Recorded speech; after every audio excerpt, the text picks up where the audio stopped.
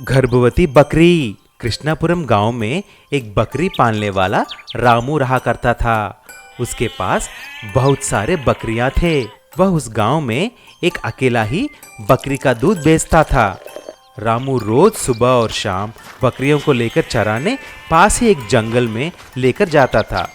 रामू के पास एक बकरी थी जिसका नाम सीता थी। सीता बहुत दिनों से उदास बैठी थी और कुछ खाती पीती नहीं थी।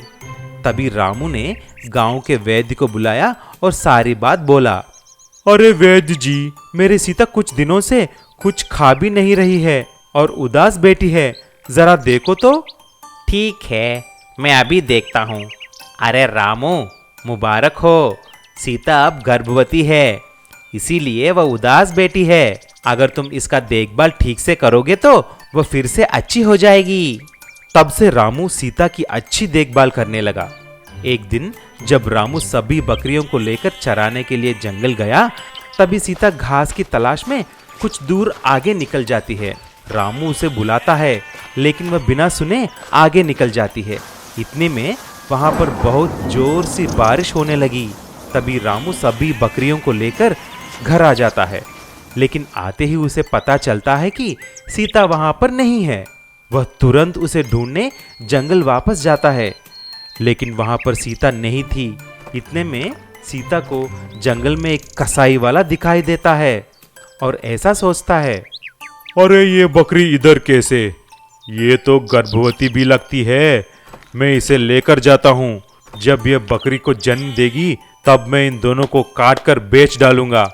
मैं कसाई जी, ऐसा मत बोलो, मुझे लेकर मत जाओ। मुझे मेरे मालिक रामू के पास जाना है, दया करके मुझे छोड़ दो। मैं कसाई ने उसकी बात नहीं सुना और सीता को लेकर उसके घर लेके गया और उसे एक पेड़ से बांध लिया। जब भी कसाई खाने के लिए घास देता है, सीता उसे नहीं खाती, इसीलिए वह कसाई सीता को बहुत मारता था। कसाई जी, मैं मुझे मत मारो। मैं आपसे खाऊंगा और आपको दूध भी दूंगा। आप उसे बेचकर कुछ पैसा भी कमा लेना। मैं कसाई ने ऐसा सोचा कि बकरी जब तक बच्चे को जन्म नहीं देती तब तक दूध बेचकर कुछ पैसा कमाऊंगा। कुछ दिन ऐसा ही किया। एक दिन जब कसाई गांव में दूध बेचने के लिए गया, तभी रामू उसे देखता है। रामू उस कसाई का पीछा करता है और उसका घर पहुंचता है। तब वहां पर सीता को बंधा हुआ देखकर घबरा जाता है। अरे वो कसाई, ये बकरी मेरा है, तुम इसे चुरा कर यहाँ लेके आए हो, इसे मुझे अभी दे दो।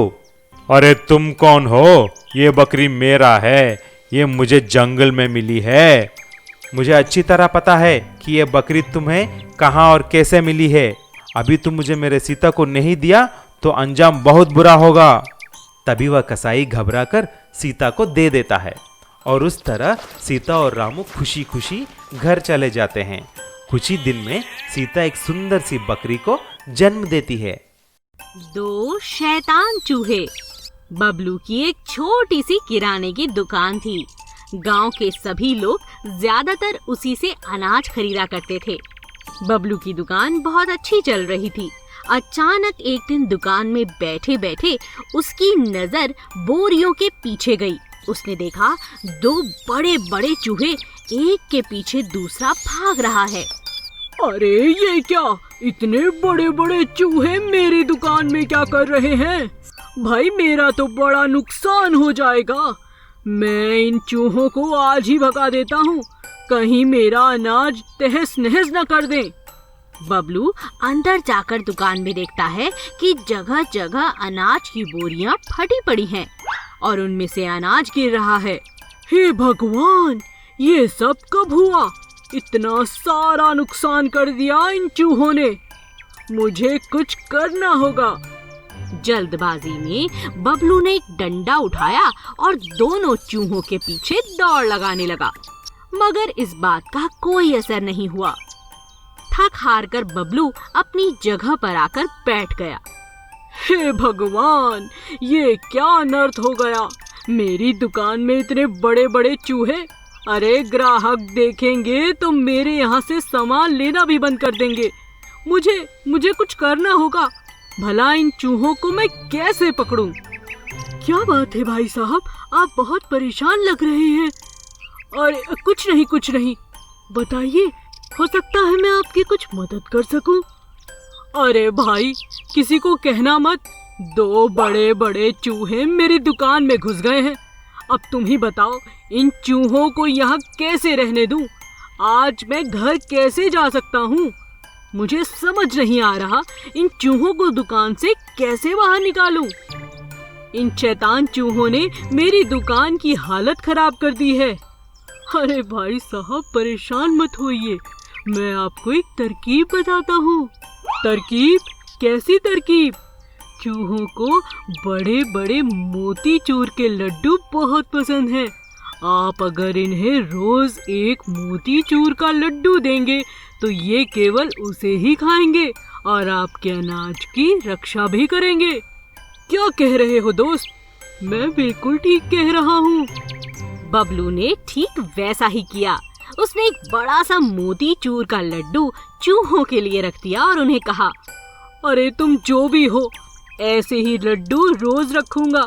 मेरे अनाज की रक्षा करना और जी भरकर लड्डू खाना। ऐसा कहते ही दोनों चूहे आकर लड्डू खाने लगे और एक चूहे ने बबलू से कहा, आपका शुक्रिया, आज के बाद आपकी बोरियों को कोई हाथ नहीं लगा सकता। हम आपकी दुकान की रखवाली करेंगे। हमारे होते हुए आपकी दुकान में कोई नुकसान नहीं होगा। और इस तरह बबलू और चूहों में दोस्ती हो गई। मछुआरा और गधा। एक बार की बात है, एक दिन एक मछुआरा रोज की तरह नदी में मछली पकड़ने गया। उस दिन उसने बहुत मछली पकड़ी और खुश होकर बोला, वाह वाह, इस नदी में बहुत मछलियाँ हैं, मैं रोज अब यहीं आऊंगा। और वह सारी मछलियाँ अपने घर ले गया। अगली सुबह वह फिर मछलियाँ पकड़ने आया। जब वह मछली पकड़ रहा था तो एक बहुत बड़ी मछली उसके जाल में फंस गई। वह बहुत भारी थी। मछुआरा जाल को खींचते हुए बोला, कितनी बड़ी मछली है, मुझसे तो खींची भी नहीं जा रही। इसे छोड़ूंगा नहीं, बहुत अच्छी मछली होगी, पर क्या करूं? अब किसी की मदद लेता हूँ। तभी मछुआरे को गधा दिखाई दिया और गधे को आवाज लगाकर बोला, अरे अरे सुनो गधे, तुम जरा यहाँ आओगे? क्या बात है, तुम्हें मुझे आवाज क्यों लगाई? मेरे जाल में बहुत बड़ी मछली फंस गई है। तुम जाल को ऊपर खींचने में मेरी मदद करो, नहीं तो मछली निकल जाएगी। आओ जल्दी करो। गधा बड़ा चालाक था। वह बोला, हाँ ठीक है, पर ऐसा करने से मुझे क्या मिलेगा? अरे ये तो गधा होकर बहुत दिमाग चलाता है। अरे जब हम दोनों मिलकर मछली बाहर निकालेंगे तो आधी मछली मैं तुम्हें दे दूंगा। सच कह रहा हूँ। गधा मन ही मन बोला, इंसान मुझसे बड़ा काम करवाते हैं और पीटते भी हैं। आज मैं इसे धोखा देकर मजा चखाऊंगा।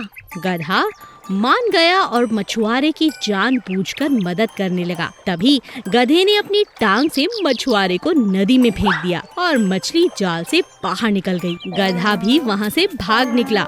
मछुआरा बस देखता रह गया। मछली ना मिलने के कारण बेचारा उदास हो गया। अगले दिन मछली ने जब गधे को देखा तो उससे कहा, तुम्हारा बहुत शुक्रिया, कल तुमने मेरी जान बचाई, पर तुमने ऐसा क्यों किया? ये इंसान हम गधों से बहुत काम करवाते हैं। ये मौका था अपना बदला लेने का, सो मैंने ले लिया और तुम्हारी जान भी बच गई। एक दिन मुर्गी अपने 3 छोटे छोटे चूजे लेकर दाना चुग रही थी। तभी उसने देखा एक चूजा बड़े से गड्ढे में जा गिरा। अरे ये क्या हुआ? मेरा बच्चा, ये तो अभी बहुत छोटा है, अब इसे बाहर कैसे निकालूं? मुर्गी जोर जोर से चिल्लाने लगी। तभी उसका मालिक वहाँ आ गया। अरे क्यों चिल्ला रही हो, क्या बात है? फिर उसने देखा कि छोटा सा चूजा गड्ढे में गिरा पड़ा है। उसने बड़े प्यार से उसे बाहर निकाला और उस गड्ढे को हमेशा के लिए बंद कर दिया। मुर्गी अपने मालिक को बहुत पसंद करती थी, क्योंकि वह हमेशा उसका अच्छे से ख्याल रखता था, कभी कोई कमी रहने नहीं देता था।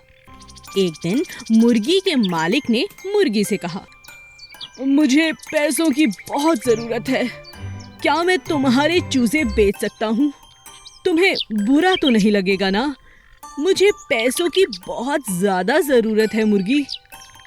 हाँ, बेच दीजिए मालिक। मुर्गी ने भारी मन से हाँ कर दी और मालिक ने चूजे बेच दिए। चूजे बेचकर उसे बहुत अच्छे दाम मिले। अरे वाह, चूजे बेचकर इतना अच्छा पैसा मिला। अगली बार भी ऐसा ही करूँगा। अगली बार जब मुर्गी को बच्चे हुए तब फिर से मालिक ने कहा, मुझे पैसों की बहुत जरूरत है, क्या मैं तुम्हारे चूजे बेच दूं? मुर्गी समझ चुकी थी कि अब मालिक लालची होता जा रहा है। उसने मालिक से कहा, आप इतनी जल्दी क्यों कर रहे हैं? कुछ दिन में मेरे बच्चे बड़े हो जाएंगे और फिर उनके भी बच्चे होंगे। इस तरह आपका खुद का अंडों का व्यापार हो सकता है। आप जल्दबाजी में थोड़े लालच में पड़कर गलती कर रहे हो मालिक। अब मालिक को उसकी यह बात अच्छे से समझ आ चुकी थी। मुझे माफ कर दो, तुम ठीक कहती हो। कुछ पैसों के लिए मैं कितना स्वार्थी हो गया था। आज के बाद तुम्हें नहीं बेचूंगा। इस तरह मुर्गी ने अपनी और अपने बच्चों की जान बचा ली।